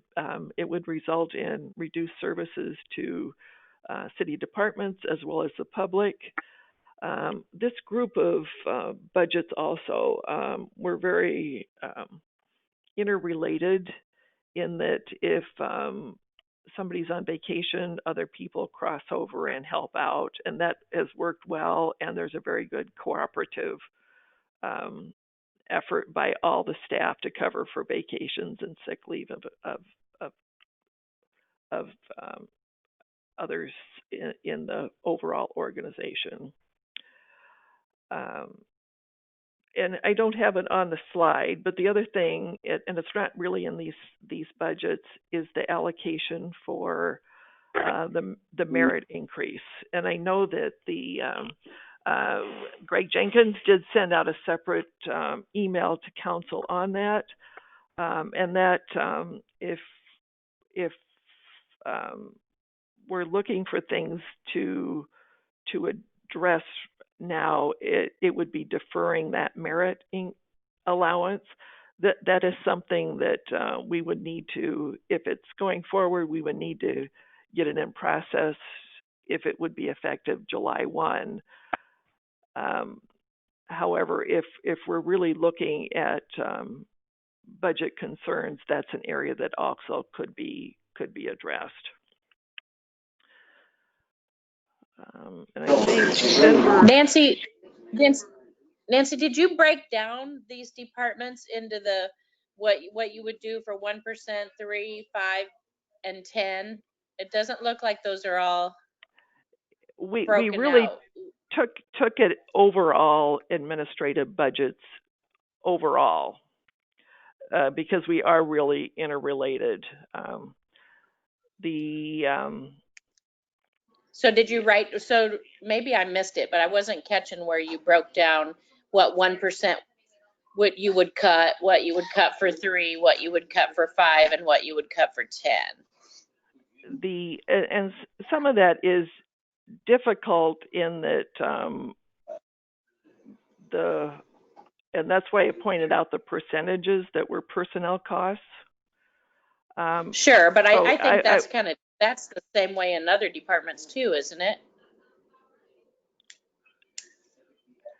Yes, but I guess the overall services between these divisions are kind of interchangeable. Finance and HR did look at their Form 12s and trying to reduce individual line items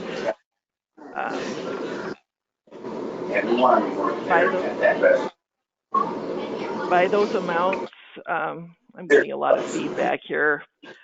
And so we do have those for those budgets for HR and for finance. And some of it is what we call nickel and diming, office supplies and that type of thing, as well as training. But when you, like in finance, when a lot of the costs other than personnel are for citywide things, it funds citywide postage, it funds citywide financial software. It's not easy to get to those on an individual basis. legal services, that really depends on the issues that come up every year. The only thing that could be reduced there would be city attorney costs, and if something comes up that requires legal services, you can't necessarily reduce that. I think in the HR budget, there's some, the training costs have been identified as a potential reduction. And some of the other smaller items. But on that one, a lot of it is mandatory items. So we were looking at these in their entirety. We can't cut legal publication costs. I mean, that's a state law that we publish minutes and bills. So we have the 1%, 3%, and 5% for these budgets, but it would be difficult to do even 5% without impacting services to other departments. And I think that's what our overall goal was, is not to go through each budget independently, but kind of look at it in total. Similar to what Rich did for Parks and Rec. He didn't go through recreation, kids night, soccer. We looked at it in total. Thank you. Do you have anything else? Just wanted to hit this. This is the same slide that was earlier. So we are looking at, in the general fund, 78.5% of the total budget is for wages and benefits, and that's because of the service organization that the city is. And then by the types of things that make the community, that's on the right-hand side. We need public safety, the culture and recreation, the nice parks we have, the library, the art center, the public works for the street maintenance, and the general government area. So it does kind of focus on the services that the city provides and that our residents expect. I wanted to point out that the two handouts that I had attached to the agenda are informational. The one was listed the general fund by individual activity, and then it's a budget schedule, but I added the impact of a 10%, 5%, and 3% impact would be, just to kind of point that out. But it's if budgets need to be reduced, it's actually not. It's recommended that people look at services rather than across the board cuts, as they generally aren't that successful in balancing a budget. The other attachment was a list of all the capital outlay in department budgets, and that includes enterprise funds. So there's a lot of information there, and when we went through the budget process, those were all reviewed. But this is a consolidated schedule that actually will be in the printed budget that should be available in the next few weeks. The next slide, I'm going to go through it, but this is just kind of a summary. The staff proposals to date, we reviewed at the two previous meetings, have been based on trying to minimize the impact that any revisions would have on the city services to residents. The people pay their property taxes, they have expectations for city services. And so I think this, especially, public safety, and they want nice public facilities.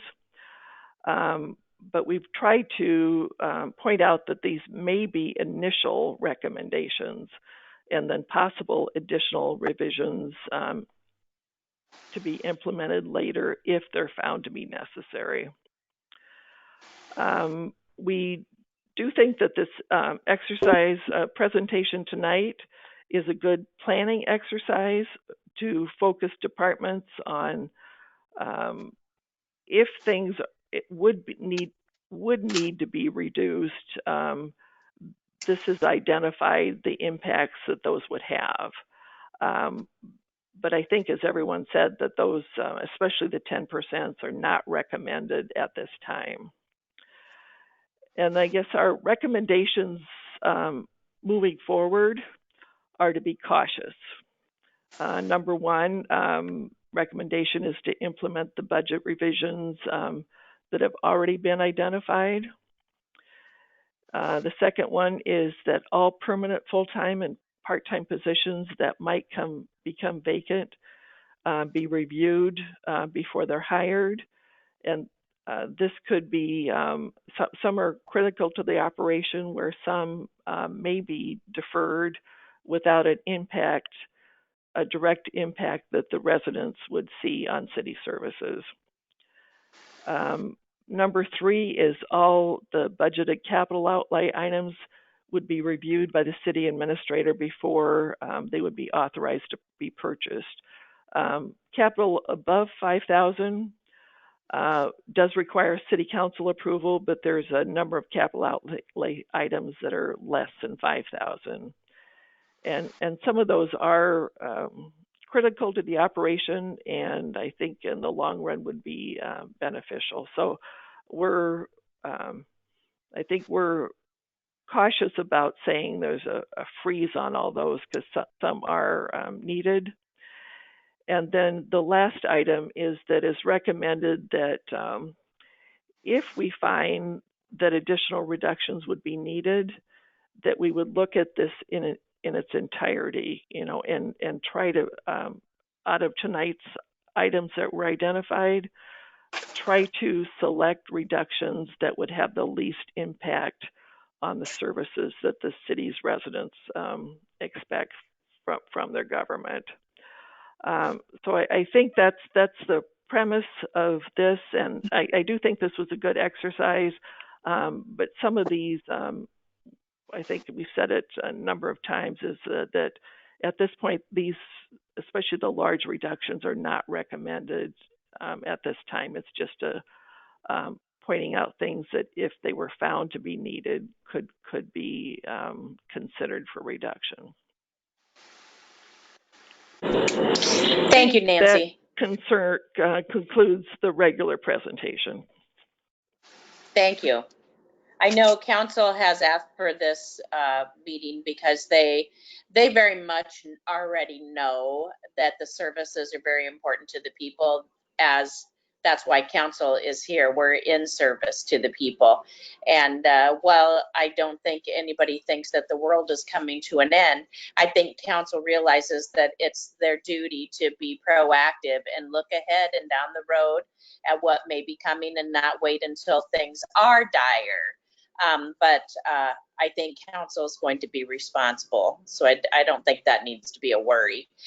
Peggy, I was going to start with you, since you're the one that suggested this format, and see what you were thinking. Do you have any questions? What are your thoughts? Thank you, Mayor. I appreciate that. And I do want to say thank you to everybody that put in time to do this. And thank you, Chief Evers, for mentioning that you had the Form 12, because that saved a lot of time and effort. And it's great to know that you go through that exercise pre-budget for the 1, 3, and 5. I know I scared a few people when I mentioned 10 and 25%. 10 is extreme, and we're not there. But I want people to start thinking about how their departments can be impacted if something is extreme. I don't think any of us are interested in eliminating personnel ever, or services, but this was very helpful, and I think you'll see us ask for it a little more often during this time. Poor Nancy's had to come to council twice in the last 2 months to present. Nancy, I do have a couple clarifying questions. Is once our shortfall was estimated at 1.2 million, can you just confirm what the last projected shortfall might be?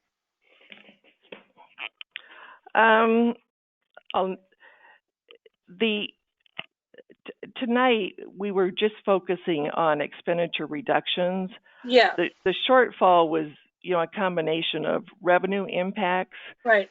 as well as expenditure things to address those. So I need to get because I saw a report old, that it was closer to 3 million, and I thought that was not correct. Can you just give us the net effect? Yeah.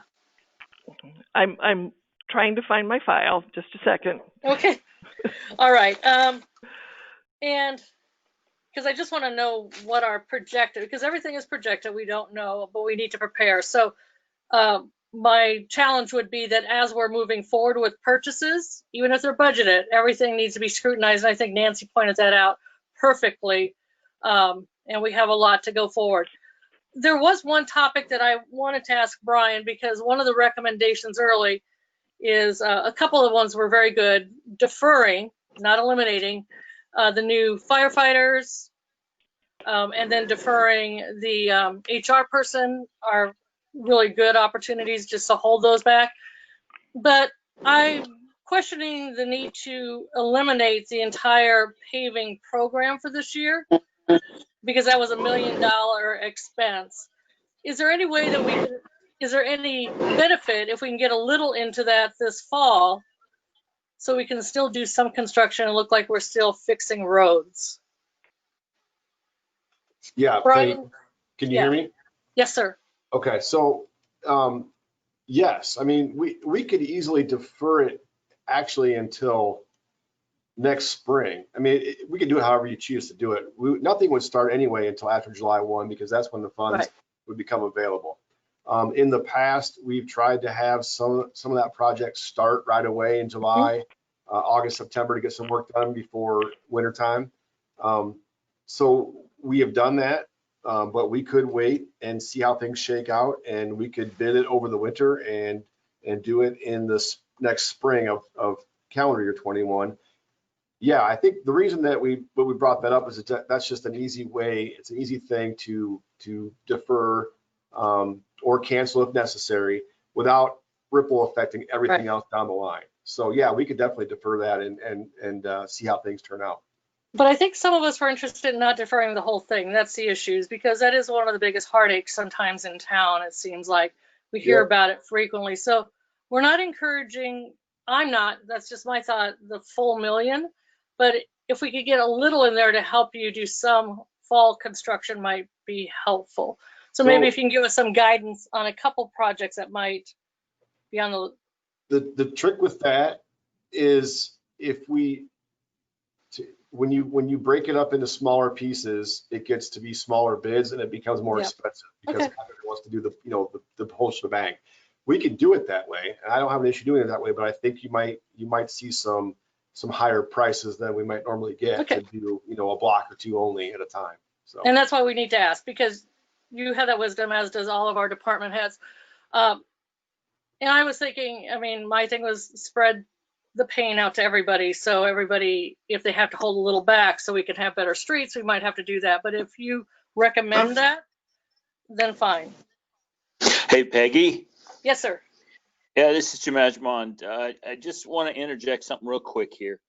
I mean, this summer, this spring, we had the leftover. So I mean, this spring we already spent over $100,000 on concrete patching. So I mean, that's kind of your point. There has been a little bit of money, over 100,000 spent on that already this summer. Right.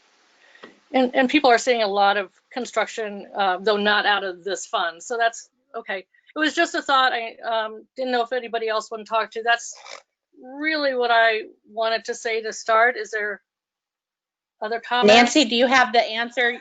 Nancy, do you have the answer for Peggy on the net shortfall?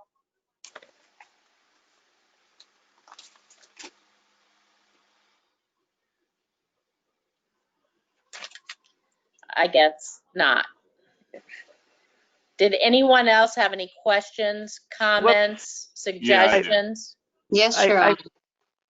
I forgot to unmute. I was talking. Can I answer your question? Yes. Can you give us the net? We don't, I don't think we want a whole lot of explanation, just if we could get the net shortfall. And there's two different ways to look at it. The 3 million would be all funds combined, which would include the hit on road use tax and local option. If we're looking at just general fund,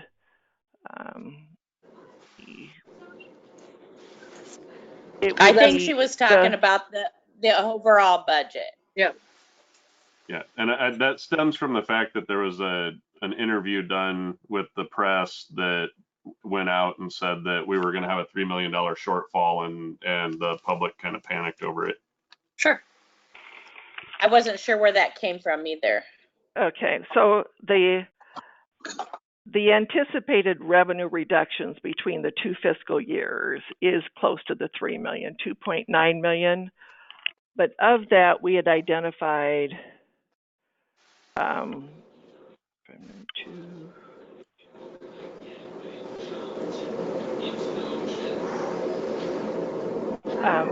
including the proposed deferral of the payment management, we had identified 1.7 million that we could address.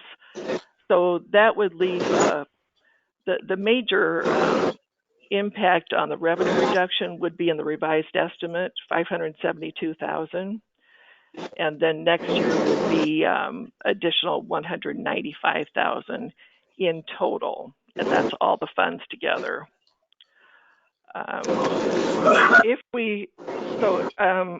In the general fund, the net impact would be a reduction of about 370,000 this current fiscal year. But we would, with the proposed reductions and the revenue impact, we would be gaining $78,000 of that back next year, which is the purpose of the general fund balance policy. We were able to withstand a significant revenue hit, which is why it's good to have that higher general fund balance. And then we can, at this point, going forward, try to build it back up. It's probably not logical to try to build it up immediately, because the city services are still needed right now. But I think that that other presentation, that totals the 3 million, that was done for two different purposes. One, the league did want to know our impact, and so that was our estimated impact. We are proposing a number of things to lessen that impact, but at this point, council was still considering those, so we weren't ready to say that they were already approved. Okay.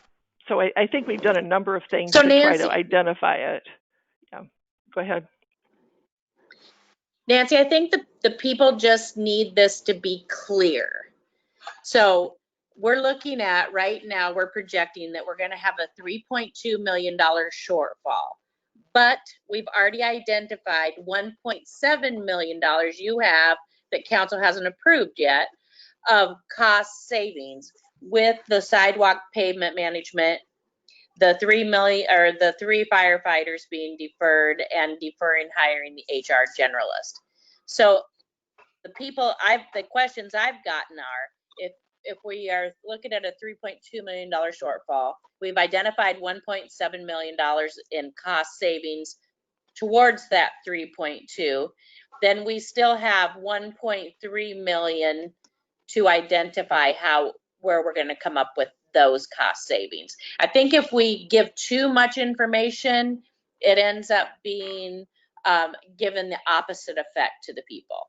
So I think we just have to keep it really basic and clear. Yeah, and that's where does that make sense? I understand what you're saying, and some of it is governmental accounting with the fund accounting. That's FUND, fund accounting. That when you take it in the aggregate, sometimes you miss the more significant things, which a lot of those are the general fund services that people depend on. Some of the hits. We just have to. I think Go more in ahead. regards to press releases is the issue, you know, and when it goes out to the press and gets printed that we have a $3 million shortfall, and, you know, if the press doesn't quite describe it in the way that we understand it, where, you know, there's been, you know, the 1.7 million identified that we can offset that $3 million loss with, and that we have a healthy balance that we can rely on as well, so that we don't have to cut additional services. I don't think that made it really across to the public, and Right. that is what caused the problem, where then it stirred people up. People are freaking out about, you know, what's going to happen, what's going on, and so it's more of an issue with taking those numbers that, you know, yes, they're very complicated, but they can be explained pretty simply, really, to get the actual bottom line across to folks. And I think that was kind of the issue that probably brought that question up in this particular meeting. 'Cause I know it was one of my questions, and I think Peggy for asking. And it's our job to make it clear to the people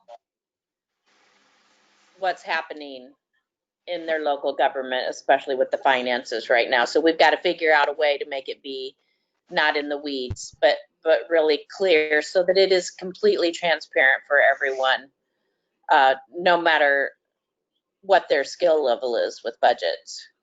Nadine, I'm sorry, you had some comments you wanted to make. Yes, I wanted to ask Brian about our patching program, if we can maybe step that up a little bit, since we're not going to be doing the whole pavement program. Is that a possibility, Brian?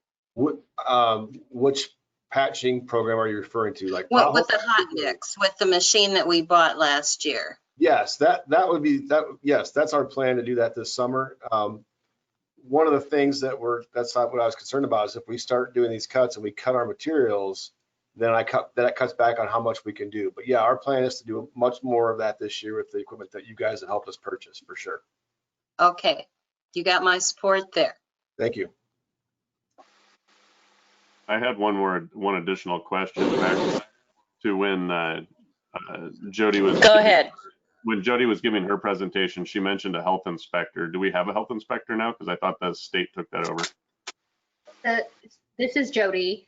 And so the state still contracts with us to provide health inspections of tattoo parlors and pools. So she still has to be certified in the health requirements. Okay, thank you. You're welcome. Jody? So just not the restaurants, Jody? Correct. Who does the restaurants, Jody? This is Nadine. The state does. Oh, how often? Less often right now, but I couldn't tell you how often they Supposed are. to do them once a year. That's what I think in general, unless there are complaints. Okay, thank you. And right now they're doing virtual inspections as well.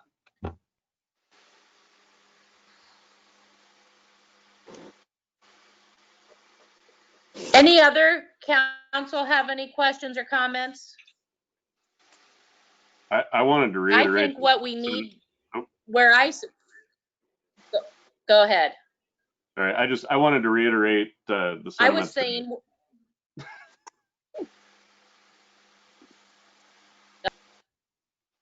Okay, I wanted to reiterate the sentiment that Councilwoman Gordon had also said in regards to thanking the department head, staff, you know, and everybody that was involved in putting this presentation together. I personally am not going to advocate at this time for any additional cuts. I think that the staff has done a wonderful job in identifying areas that can be cut and can be postponed. And I think this exercise was extremely valuable. I spent a lot of time from the time that this hit my inbox until the meeting started, at least what free time I had, reviewing this to make sure I was prepared for it. And I was very pleased with what I saw. You know, I think that this is something that was important for all of us to see, and I want to thank everybody. And that's all. Your Honor. Thank you, Kelsey. So what I see is we have two decisions to make that need to be made rather quickly, but there was there's nothing for action on the agenda. And so I hesitate to take an action when it wasn't on the agenda for tonight. It only said discussion. Probably should have said discussion and possible action, because council has yet to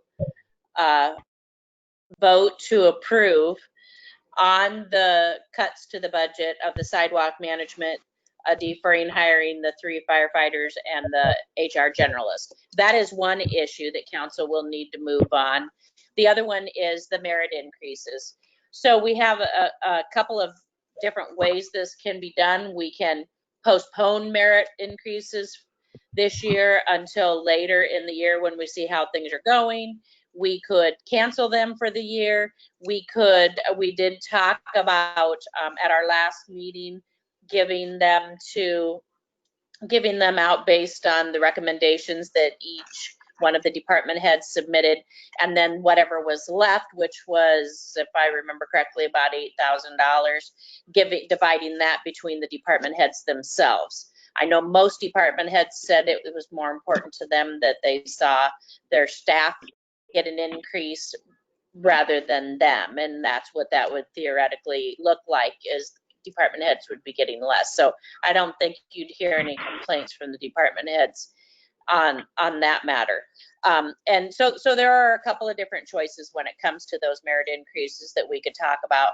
We did ask for a presentation on without names to be shared with us tonight, as far as what the department heads were requesting for each one of their departments, without names or titles. And do you have that on the slides?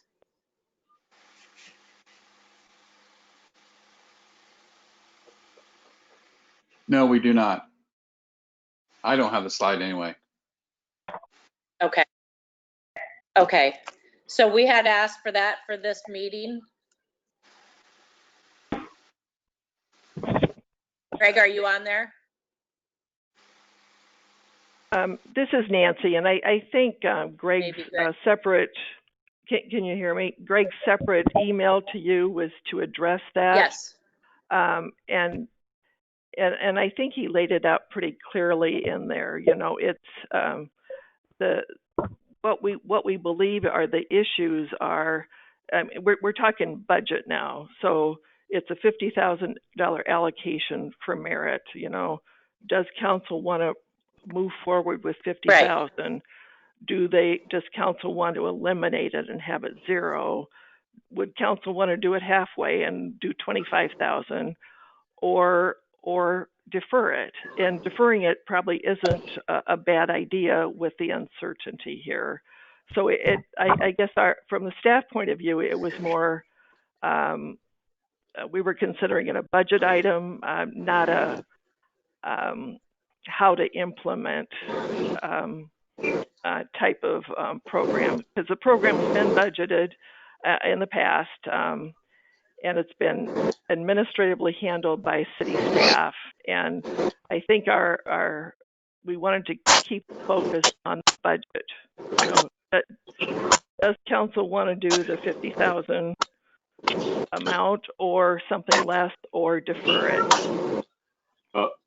I know I personally liked. I think council was. Go ahead. I was going to say, I personally liked the recommendation that was put forth in the email to defer it at this time, and then have the recommendations that are currently in place be passed on to the new city administrator after they're hired, and allow them to make that decision later in the year.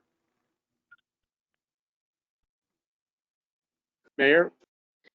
I liked that idea as well. I remembered one of the council people asked for that information to be shared as they were trying to make that decision, but I think I made that request. I didn't realize that Greg's email played.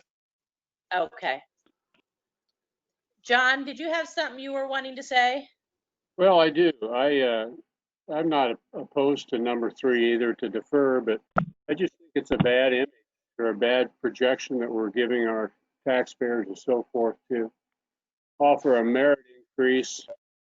A lot of employees have had they have a 2.5% increase. So, I've got a lengthy I guess, explanation. This, but I think we should just go ahead and, get a decision made and eliminate the merit raises for this year. A lot of people are hurting, and for us to award a 2.5% raise and then a merit increase, I think that's a bad message to the taxpayer. I would like the council to consider that seriously, and let's just get it done and get the number, have it eliminated, so we know that $50,000 is freed up. Your Honor. Yes, go ahead. John, as I understand merit increases, they are for service above and beyond the job description, therefore not everyone would get one. It just those who performed exceptionally well in the past year. And for us to completely deny merit increases would not set a good precedent with our employees who have worked so hard and done so much during this difficult time. At least that's my opinion. I understand that, Nate. I think we do work very hard, but Your Honor, I would stick to my guns. We need to just eliminate. I don't know. We're having trouble hearing you again, John. I thought you and Kelsey were going to fix that. No, heavens no. Your We have Honor, room in the budget for some Okay. microphones. So, Your Honor, Councilman Malcolm, go ahead. may I suggest that this merit increase issue, we technically can't vote on it tonight, but ask that it be moved to next week's meeting where we can discuss it fully and make a decision and take a roll call vote where we want to go with that then. It solves that, it gives us time to process, because we've got a lot of information so far and we still have one more meeting to go today. So I think that it would be very prudent just to absorb all this. We know the merit increase thing. We know it's talking about $50,000. But if we put it on the agenda for our discussion and vote, gives us time to think about it, reflect on it. And it moves easier. Plus, by then we can vote. Today we can't vote on it at all. Thank you, Oz. Thank you. Let's get the issue for the budget cuts on the agenda next week. Let's also get the merit increase on there. And I want to try to figure out a way for us to, John was saying he liked number 3, and somebody else talked about number 2 on the email. I have a problem with us talking about it in those ways when the people don't know what number 3 and number 2 are at home. And so I think we're going to have to figure out a way to put those in such a way for the citizens to be able to know what we're talking about, just to make sure that we're being transparent with them. So if those 2 things can get on next week's agenda, and if we can figure out a way to get out the information we're talking about on the merits. Mayor, can you hear me? Mayor Broders? We struggle to hear you, John. You cut.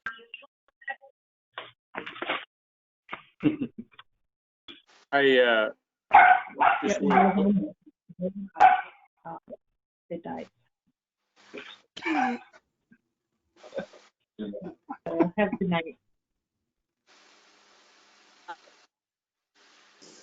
Okay, I don't think we can hear John.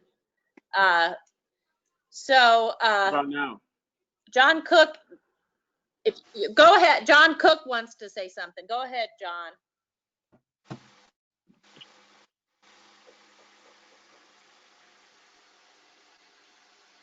I've just recommended that we ask staff how the department heads how best to handle the merit situation.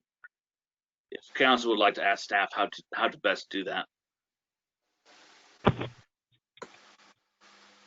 We don't do it lightly, and we actually have people that I guess we thought we'll make good recommendations on how to retain staff key staff that's very important to us in our implementation of services to the city.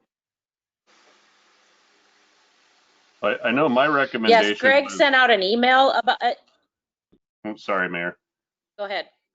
I was just saying my original recommendation was that we take department heads' suggestions on who should get merit increases in their departments, and if it did not max out, if it did not exceed the $50,000 amount, to take it as is and distribute it that way, John. So that was my recommendation initially. The recommendation that came back from Greg was that he suggested that we leave it sit for right now, that we defer it, not cancel it, but defer it until the new city administrator was hired and had some time to get to know the department heads and some of the staff, and then they could combine their experience at that point with the recommendations that had already been made to go through it later in the year, which I would be fine with that too. But I would also be fine, as I had said before, with taking the department heads' suggestions at face value, handing it out that way, as long as it did not exceed the $50,000 amount, but that might not leave any room for department head merit increases.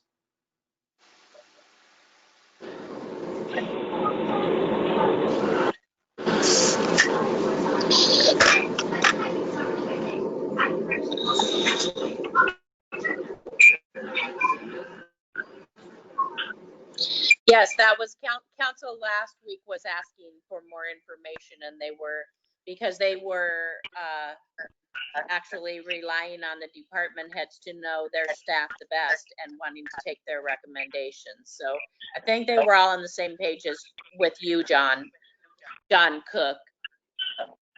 Is there anyone else? We'll get those Mayor? names on the agenda next week. We'll figure out a way to explain.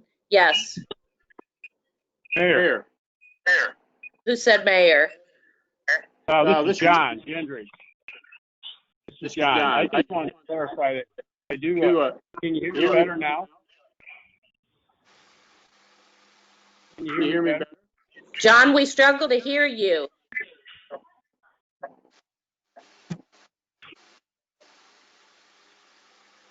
Okay, how about now? Maybe you could type what you want to say.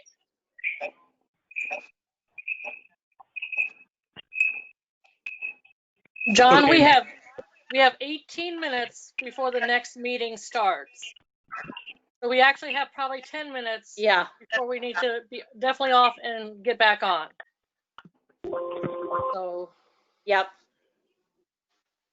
Okay, so I'm going to entertain a motion to adjourn. So moved. I think we know where we're at. Thank you. See you in a couple minutes.